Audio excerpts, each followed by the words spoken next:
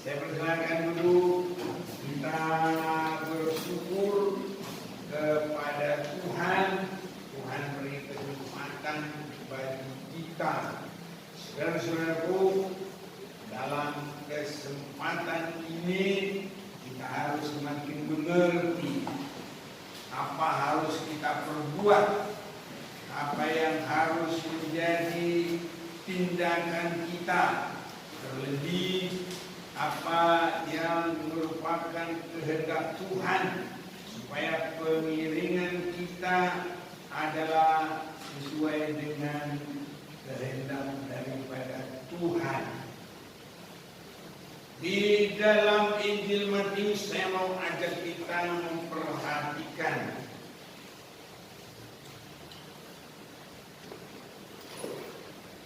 Matius pasal 8 ayat 18 sampai 22. Ketika Yesus melihat orang banyak mengelilinginya, Ia menyuruh bertolak ke seberang. Lalu datanglah seorang ahli Taurat dan berkata kepadanya, "Guru, aku akan mengikut engkau kemana saja engkau pergi." Yesus berkata kepadanya, "Serigala mempunyai liang dan burung mempunyai sarang, tapi anak manusia tidak mempunyai tempat untuk meletakkan kepalanya." Orang lainnya itu salah seorang muridnya berkata kepadanya, "Tuhan, izinkanlah aku pergi dahulu menguburkan ayahku." Tapi Yesus berkata kepadanya, "Ikutlah aku dan biarlah orang-orang mati menguburkan orang-orang mati mereka." Saudara-saudaraku, Tuhan mengkehendaki orang-orang yang mengikutinya mengerti untuk apa mengikut Tuhan. Banyak orang mau mengikut Tuhan, tapi tidak mengerti apa yang merupakan kehendak Tuhan dalam pengiringan yang benar. Itu sebabnya kita harus memiliki persekutuan dan pengiringan yang benar dengan Tuhan. Harus memiliki persekutuan dan pengiringan yang benar dengan Tuhan. Karena saudaraku, banyak orang rajin beragama. Bahkan banyak orang mau dan berani mati membela agama, membela keyakinannya. Tapi Tuhan tidak mau asal begitu. Harus mengerti pengiringan itu untuk apa, dan pengiringan itu seperti apa. Tuhan tidak mau kita sampai mati-matian membela keyakinan, tapi keyakinan itu tidak benar-benar bagaimana keinginan Tuhan, bagaimana firman Tuhan, bagaimana keinginan Tuhan. Jadi kita harus mengerti pengiringan itu, dan pengiringan kita harus sesuai dengan kehendak Tuhan. Ini saudara-saudaraku. Sebab kalau banyak orang nanti aku mau mengikut kamu, tapi nanti kalau semuanya nggak berguna, hanya menggerogoti, hanya merugikan, hanya jadi beban, nggak ada yang bisa membantu, malah bukannya mengurangi beban, tapi malah menambah beban. Buat apa pengiringan yang begini? Jadi kita harus memiliki persekutuan yang benar dan pengiringan, mengiring Tuhan sesuai kehendak Yesus Kristus. Yesus sudah menunjukkan bagi kita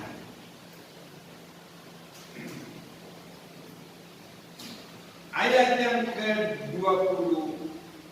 Yesus berkata kepadanya, serigala mempunyai liang dan burung mempunyai sarang, tetapi anak manusia tidak mempunyai tempat untuk meletakkan kepalanya.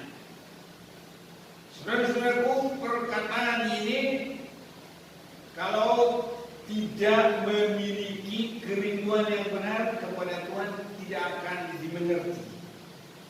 Dan kalau bukan dengan pimpinan Roh Kudus tidak akan mengerti.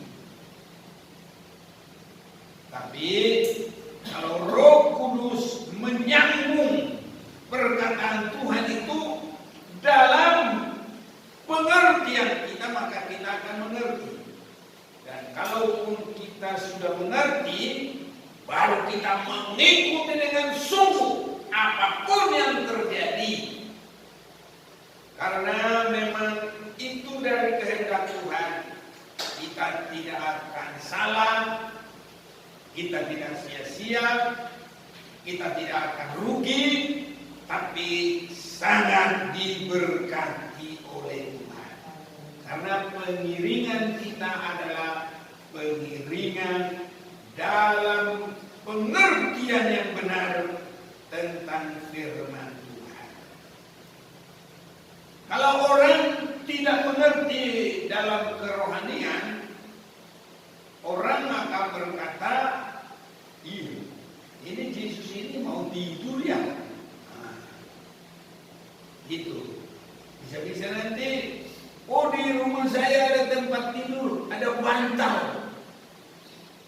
Apalagi sekarang ada macam-macam bantal. Yang penyangga leher lah, yang apalah, yang penyaman lah. Nah, itu disiapkan. Tapi Tuhan tidak tidur seperti itu. Yesus bukan pemalas, Yesus bukan tukang tidur. Dia datang ke dunia bekerja dan mengerjakan seluruh kehendak Bapaknya. Jadi saudara-saudaraku, itu sebabnya harus mengerti apa yang dikatakan oleh Yesus.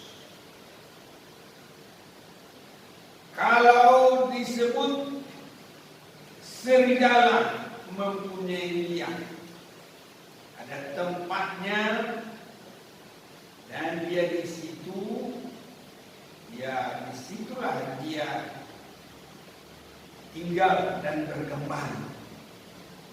Ya. Burung juga punya sarang, di sarangnya itulah dia tinggal dan berkembang. Jadi Yesus juga mau tinggal di dalam tempat yang dia suka, di mana dia ingin meletakkan kepalanya. Jadi jelas kita lihat Yesus mencari tempat meletakkan kepala. Apakah tempat meletakkan kepala bagi Yesus? Ini harus kita perhatikan dan kita harus mengerti. Efesus pasal yang pertama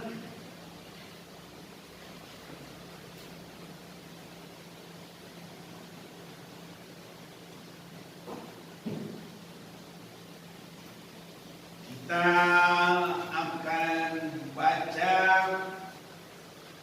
ayat yang ke ketiga, jemaat yang adalah tubuhnya, yaitu kepenuhan Dia yang memenuhi semua dan segala sesuatu. Jadi jemaat adalah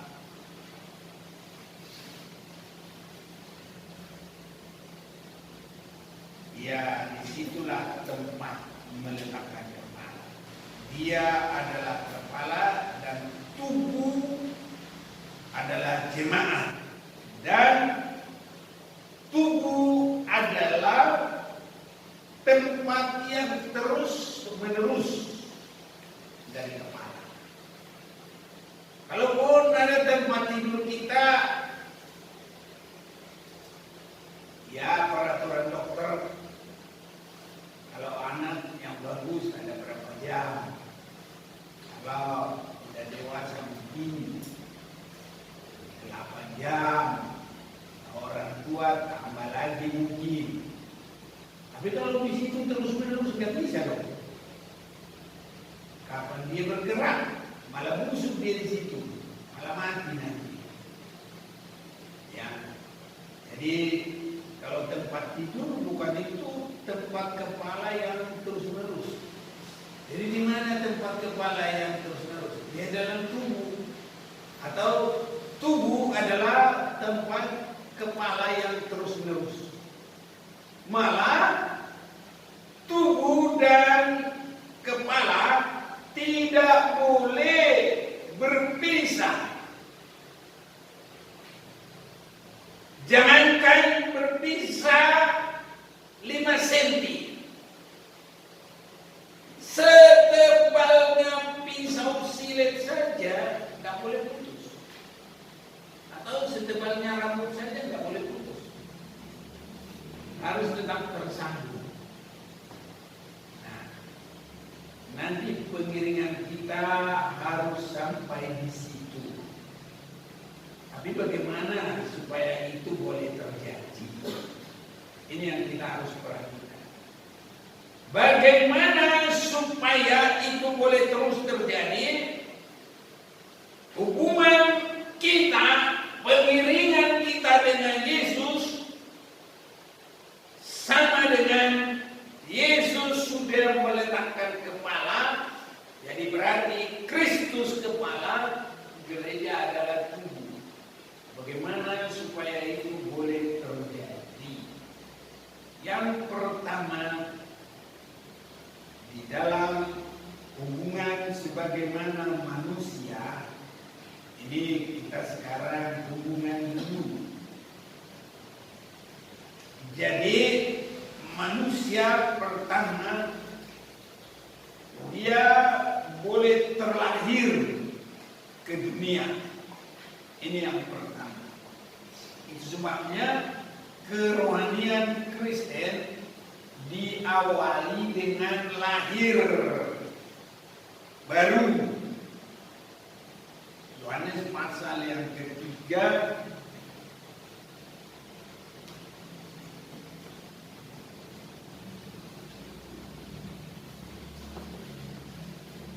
mulai ayat 1, adalah seorang Farisi yang bernama Nikodemus, seorang pemimpin agama Yahudi. Dia datang pada waktu malam kepada Yesus dan berkata, Rabi, kami tahu bahwa engkau datang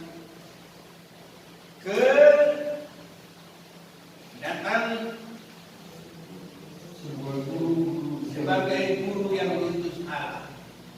Sebab tidak ada seorang pun yang dapat mengadakan tanda-tanda yang engkau adakan itu jika Allah tidak menyertainya.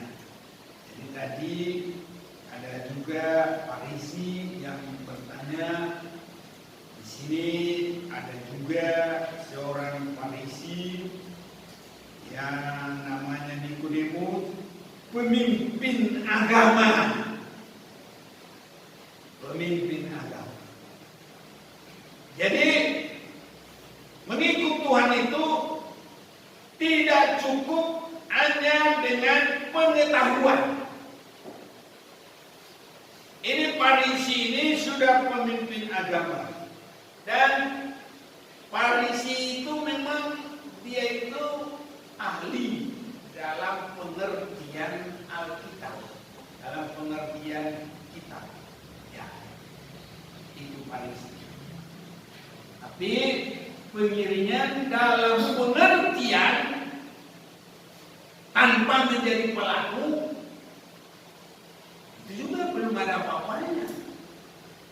Nah, ini kita harus semakin mengerti. Jadi rajin juga sudah bagus, pengertian juga ada, dan juga sudah bagus harus sampai ada tindakan melakukan. Sebabnya hanya kalau bagi hanya baru pengertian saja, tanpa pengertian saja sudah tidak baik, tidak bisa. Apalagi juga biarpun banyak pengertian, yang Farisi, ahli Taurat, itu ahli, namanya ahli Taurat, ahli firman, hukum Tuhan, ahli saudara, tapi tidak bisa. Jadi ayat 2 tadi, ia datang pada waktu malam kepada Yesus dan berkata, Rabi, kami mau tahu bahwa engkau datang sebagai guru yang diutus Allah. Sebab tidak ada seorang pun yang dapat mengadakan tanda-tanda yang engkau adakan itu jika Allah tidak menyertai engkau. Ayat 3, Yesus menjawab, katanya, aku berkata kepadamu, sesungguhnya jika seorang tidak dilahirkan kembali, ia tidak dapat melihat kerajaan Allah. Jadi harus dilahirkan kembali. Ya. Tadi kita juga sudah lihat Matius 8 ayat 19.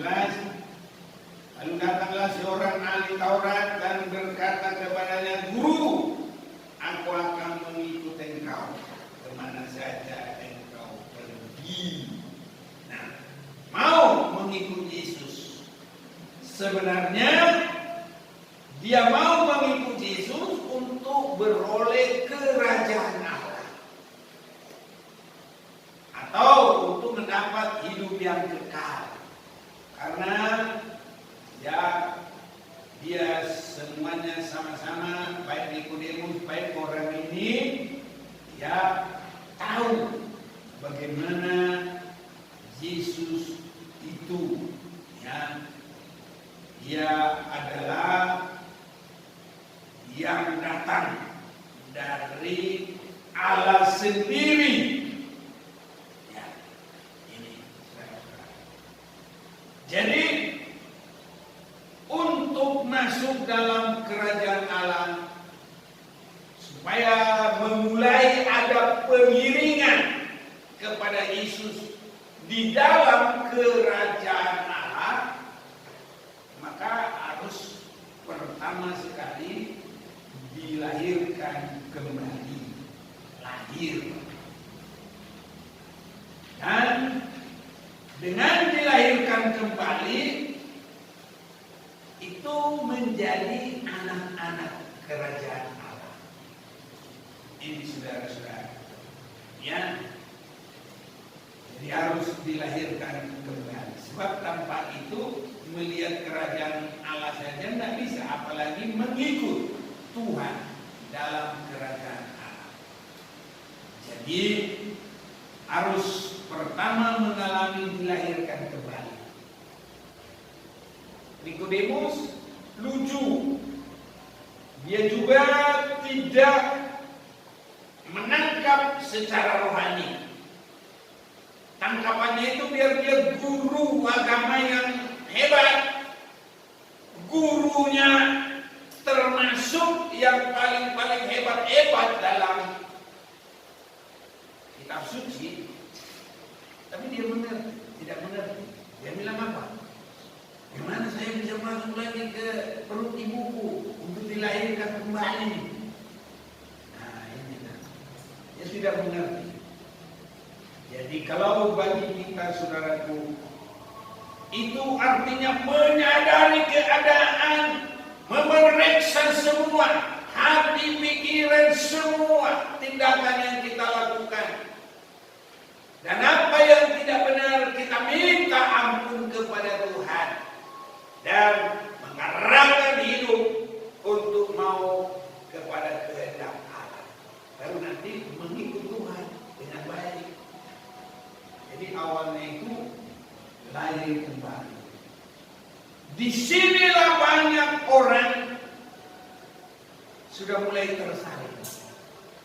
Gak mau yang mengakui dosanya, gak mau meninggalkan, gak mau benar-benar menyelesaikannya. Di sini mulai tersaring. Jadi gak bisa mengikut Tuhan. Ini saringan yang pertama, lahir kembali. Harus sampai menyesali kehidupan lama itu dan meninggalkannya. Kalau ini belum ada, ya nggak bisa mengikut Yesus kemanapun dia pergi. Ini pertamanya. Dengan kita dilahirkan kembali, kita sudah menjadi anak Allah. Karena lewat menyesali dosa dan minta ampun kepada Yesus, apalagi yang sudah menebus kita, maka kita sudah mengalami menjadi anak kerajaan Allah.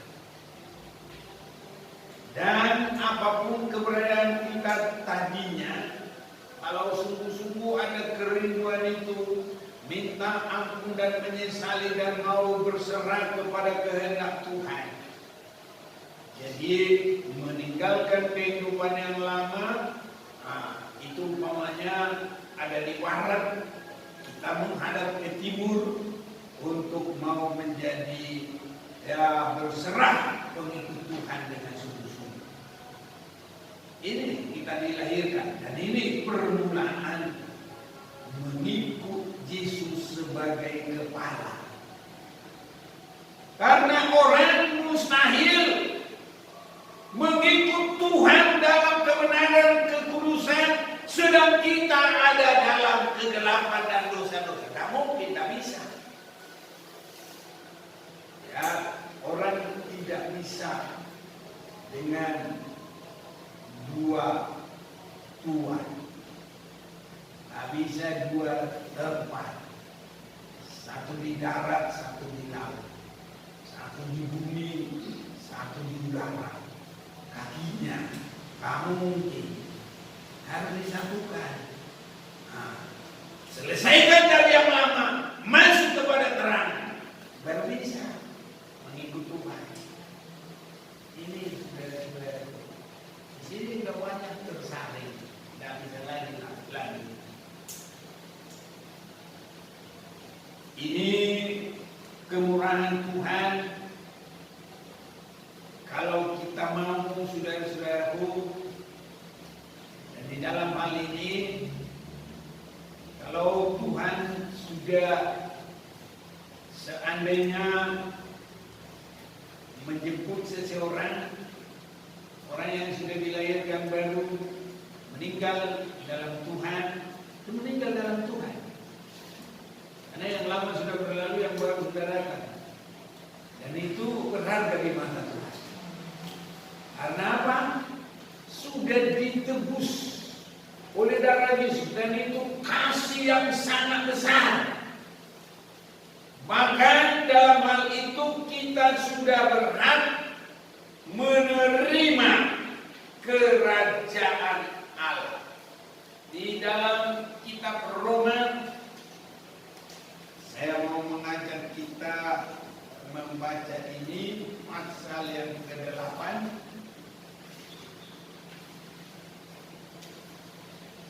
Roma pasal yang ke-8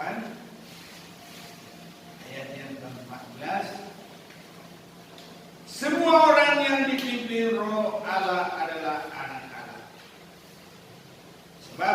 tidak menerima roh perbudakan yang membuat kamu menjadi takut lagi, tapi kamu telah menerima roh yang menjadikan kamu anak Allah.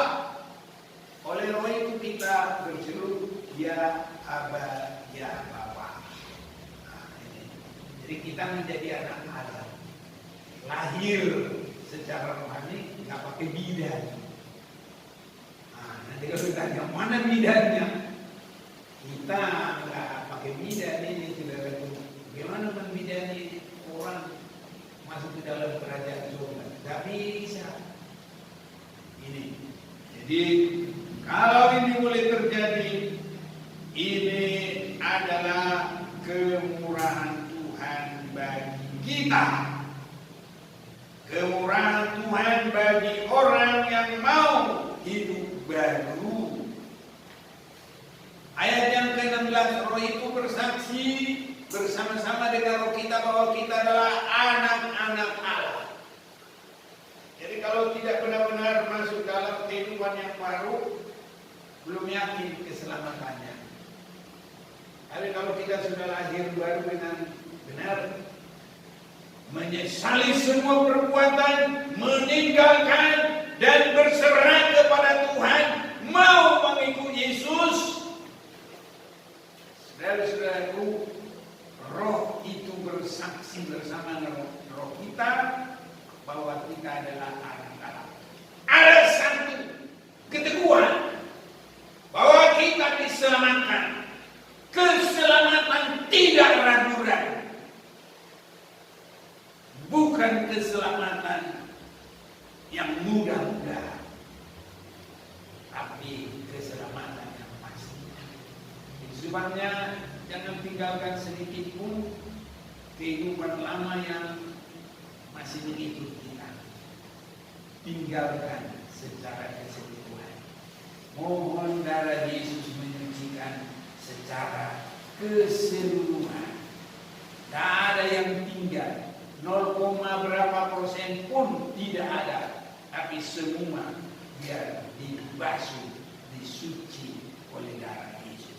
Sampai benar-benar roh itu bersaksi bersama dengan roh kita. Jadi nggak ada pembelaan kita, aku sudah, enggak. Sebelum roh itu yang bersaksi nggak bisa. Tapi roh Allah yang bersaksi bahwa kita anak Allah. Itu kita tunggu. Dan jikalau kita adalah anak, ini ayat 17, maka kita juga adalah ahli waris. Maksudnya orang-orang yang berhak menerima janji-janji Allah, yang akan menerimanya bersama-sama dengan Kristus. Yaitu jika kita menderita bersama dengan Dia, supaya kita juga dipermuliakan bersama dengan Dia. Jadi harus teguh, setia mengikut Tuhan sampai kita dipermuliakan pada saatnya. Ini yang pertama. Saudara-saudaraku, anak-anak ini harus berkembang, harus bertumbuh. Anak-anak rohani harus berkembang. Jangan anak nakal yang semaunya, tidak bisa dibilangi. Itu nanti menjadi anak apa itu namanya? Anak yang terhilang. Tidak dapat apa-apa. Kecuali ulang lagi, bagaikan dilahirkan baru. Menyesali kehidupan yang lama, mau kembali kepada awal, minta ampun, menyerahkan diri untuk menjadi pelaku. Saya tidak layak lagi menjadi anak, biarlah saya menjadi hamba. Tuhan itu maha baik, biar anak nakal diterima kembali. Tapi anak nakal kadang tidak mau mengaku, ya, jangan terus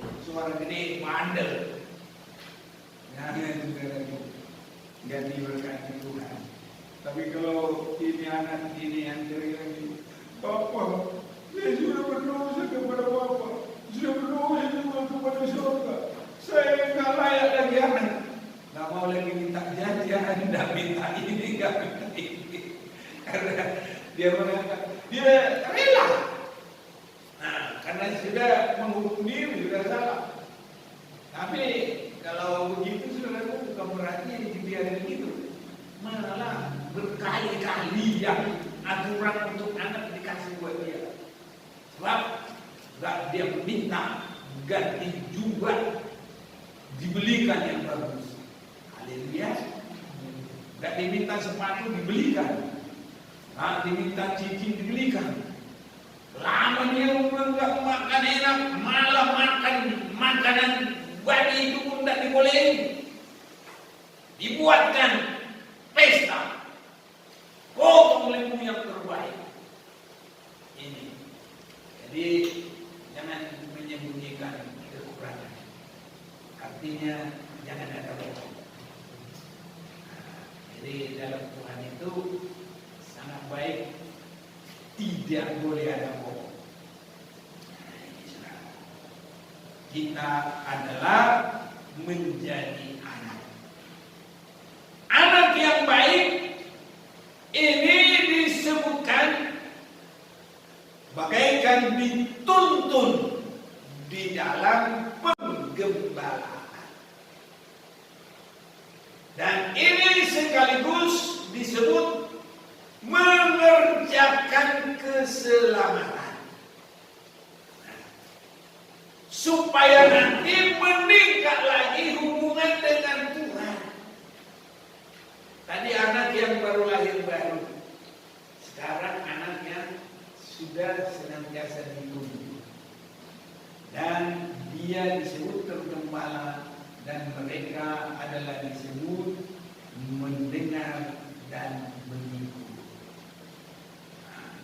Kadang-kadang sekarang orang belum mendengar aja dengan merasa sudah tahu, merasa apa, nggak tahu, padahal dia belum mengerti apa yang dibilangnya.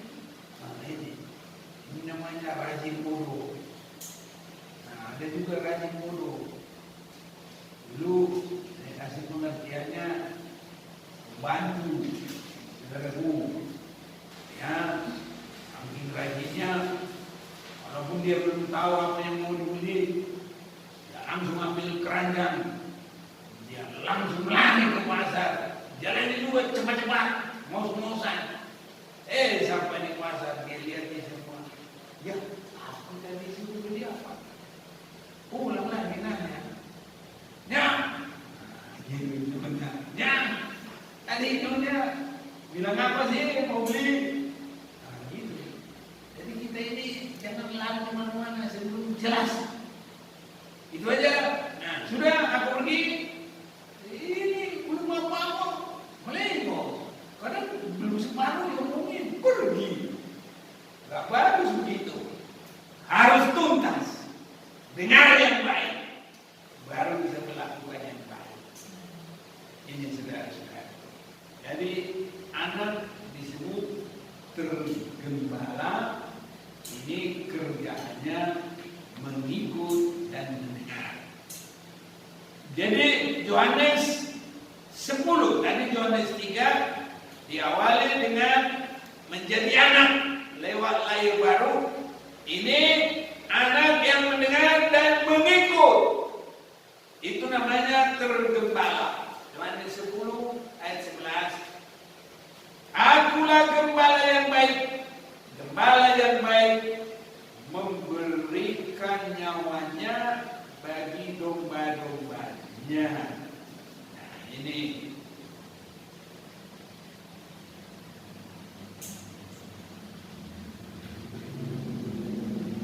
ayat 14. Akulah gembala yang baik, karena aku mengenal domba-dombaku dan domba-dombaku mengenal aku. Nah, jadi kalau kita mulai dari ayat yang keempat, jika semua dombanya telah dibawa keluar, ia berjalan di depan. di depan mereka, dan domba-domba itu mengikuti dia karena mereka mengenal suaranya, mengenal suara gembala dan mengikut. Saudara-saudaraku, ini kita kepada Yesus harus benar-benar jelas. Jadi hubungan sebagai anak itu harus langsung dituntun, sehingga bukan anak yang terhilang, bukan anak yang tidak mau nurut, bukan anak yang bandel, ya, bukan anak yang malas, tapi dia bagaikan domba yang mengenal suara dan selalu mengikut. Ini saudara-saudaraku. Jadi keberhasilan pengiringan itu harus mengerti firman dan melakukan itu, saudara-saudara. Dan Yesus, kalau untuk sekarang, aku mau tergembala, kami harus kepada Yesus, ya, kepada Yesus. Yesus ada di sebelah kanan Bapa sekarang. Jadi kalau mau tergembala, jangan begitu lagi. Jadi Yesus juga menitipkan, menyerahkan penggembalaan itu kepada orang-orang yang dipercayainya. Yohanes 21 ayat 15, sudah serapan Yesus berkata kepada Simon Petrus, Simon anak Yohanes, apakah engkau mengasihi aku lebih daripada mereka ini? Jawab Petrus kepadanya, benar Tuhan, engkau tahu bahwa aku mengasihi engkau. Kata Yesus kepadanya, gembalakanlah domba-domba. Jadi kalau Yesus Gembala Agung itu ada di surga, orang-orang yang tergembala itu sekarang kepada yang dipercayakan menyampaikan firman Tuhan. Sini saudaraku. Itu sebabnya kadangkala orang kalau tidak mengerti ini, ya, tidak mengalami perkembangan, tetap tidak tergembala, bebas. Tergembala itu, saudaraku, nggak bebas. Kalau tidak tergembala, itu nanti bisa disenangi oleh serigala, singa, dan dia nanti akan dimangsa oleh pemangsa. Ini saudara-saudara, bagaimana dimangsa? Orang mulai memiliki dosa, nah itu dari mangsa serigala. Orang mulai masuk kepada keinginan dagingnya, orang mulai masuk kepada kesenangannya. Nah ini udah kemakan ini sama setan, saudara-saudara. Ya, tapi kalau kita selalu berada dalam terang Tuhan, itu kita di dalam Tuhan, nggak dimangsa oleh setan. Jadi tergembala dan tidak boleh merasa bebas. Seringkali saudaraku, ya sudah disampaikan firman Tuhan oleh pergembalaan itu, nggak mau diturun, harus begini, ya sudah. Kalau sudah mau begitu ya tidak tergembala. Ya, kalau tidak tergembala bukan doa Tuhan, ya mau diapain lagi? Ini saudara-saudara. Anak pun kalau dia mau, aku harus pergi, nggak bisa dilarang, ya udah pergi. Tapi ya tetap aja jadi anak yang hilang sampai tunggu dia sadar, nggak dicari-cariin. Ya, udah kelaparan anakku itu gembala lagi di sana. Nggak ada begitu. Oh iya, di sana ketahuan, nggak ada lagi bajunya, kedinginan, wanter bajunya, nggak ada. Tunggu harus sampai bertobat ulang, harus lahir baru ulang. Ini saudara, makanya kita susah, nggak mau kita maksa. Kalau sudah nggak mau lagi, kalau mau diapain? Ya, melayani nggak mau lagi. Ya bagaimana kalau nggak mau lagi? Dipaksa juga nggak mau. Nanti kalau dipaksa lagi, emang kamu mau ngasih apa? Mau bayarannya? Banyak-banyak. Begitu lagi. Kalau hamba-hambaan nggak mau masuk surga, bagaimana juga? Sayang juga. Ya untuk apa? Kalau bekerja upahan, ya buat apa? Nggak rindu ke surga. Jadi repot juga. Makanya itu sudah biar jadi termalah babi pakai tukang samping. Datang dong, sini dong. Harus tunggu kesadarannya. Tapi kalau sudah sadar, wah luar biasa berkahnya. Ini saudara-saudara. Itu sebabnya kalau kita boleh membaca baik di dalam suratan Timotius juga harus ada penghormatan supaya bukan manusianya itu mohon dihormati, tetapi supaya yang menghormati itu mendapat anugerah dan berkat daripada Tuhan. Ya, ini di dalam Timotius juga ada, dalam Ibrani juga ada. Kita akan lihat apa yang dulu dapat. Ibrani 13 dulu ayat 17. Taatilah pemimpin-pemimpinmu dan tunduklah kepada mereka, sebab mereka berjaga-jaga atas jiwamu sebagai orang-orang yang harus bertanggung jawab atasnya. Dengan jalan itu mereka akan melakukannya dengan gembira, bukan dengan keluh kesah. Sebab hal itu tidak akan membawa keuntungan bagimu. Taati pemimpin-pemimpin dan tunduklah kepada mereka. Ini kalau di dalam Timotius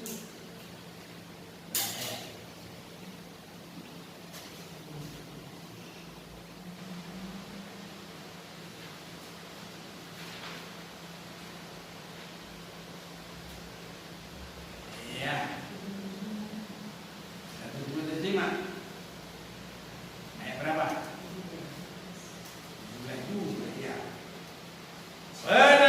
Penatua yang baik pimpinannya patut dihormati 2 kali lipat, terutama mereka yang dengan jerih payah berkhotbah dan mengajar.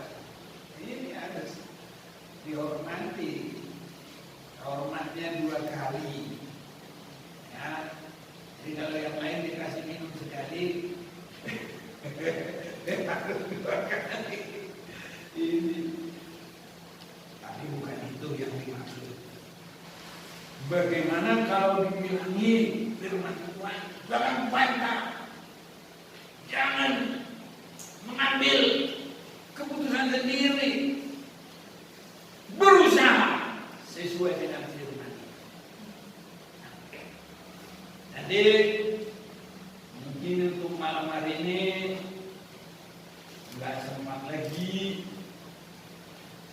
karena kita harus sampai melihat peletakan Kristus jadi kepala. Gereja adalah tubuhnya. Itu baru pas. Jadi itu artinya kalau Kristus kepala, gereja adalah tubuhnya, dan kepala adalah Kristus, tubuhnya adalah gereja, itu berarti mempelainya. Itu berarti istrinya. Sama dengan dalam Efesus pasal 5.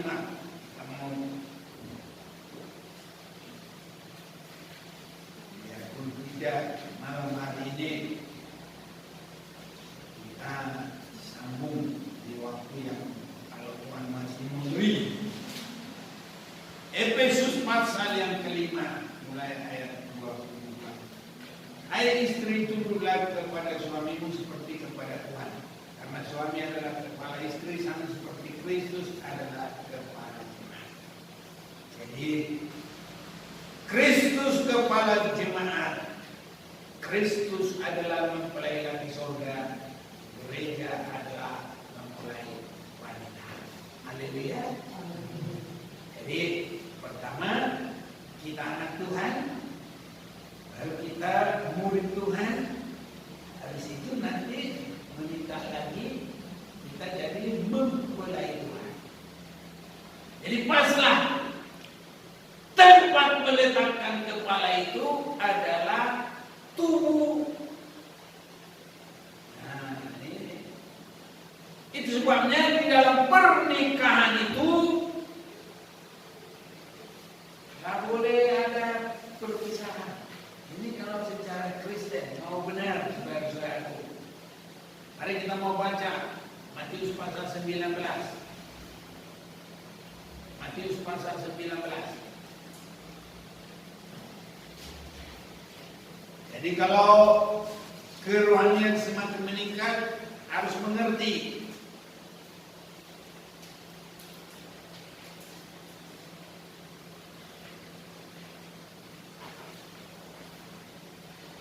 di dalam Matius 19 ini adalah persekutuan di dalam nikah. Sama seperti kepala dengan tubuh, kalau berpisah berarti mati. Itu sebabnya ayat 6. Demikianlah mereka bukan lagi dua, melainkan satu. Jadi kepala itu sudah ada tempatnya. Pas. Satu. Gak boleh lagi diceraikan. Karena itu apa yang telah dipersatukan Allah tidak boleh diceraikan manusia. Jadi nikahnya orang Kristen seperti Kristus sebagai kepala, gereja adalah tubuh. Itu nggak boleh pisah lagi. Ini kalau disampaikan firman penggembalaan, ada lagi bilang kalau di luar Tuhan gak cocok lagi ini nah itulah. Tetapi kalau kita sudah mengerti apa yang sudah dipersatukan tidak boleh diceraikan oleh apapun juga. Nanti Tuhan pasti campur tangan, Tuhan tolong kalau kita mau menuruti firman. Dan nanti inilah yang bisa siap bagi hari kedatangan Tuhan. Persekutuan yang begitu dekat. Dan nanti di akhir daripada perjalanan Kristen itu, semua pandangan harus ke situ. Matius 25 ayat 6, lihatlah mempelai datang, song-song dia. Harus ke situ. Semua gereja harus ke situ. Dan kalau sudah itu waktunya, kita belum masuk ke situ, terlambat. 5 anak darah yang bodoh saja tak boleh ikut. Harus berangkat siap. Kerohanian itu harus utuh, harus sempurna bersama kedatangan Tuhan. Sudah dewasa pun, tapi belum pas. Karena tubuh dan kepala itu nggak bisa mencong begini pun. Coba leher kita mencong begini, nggak boleh, harus pas.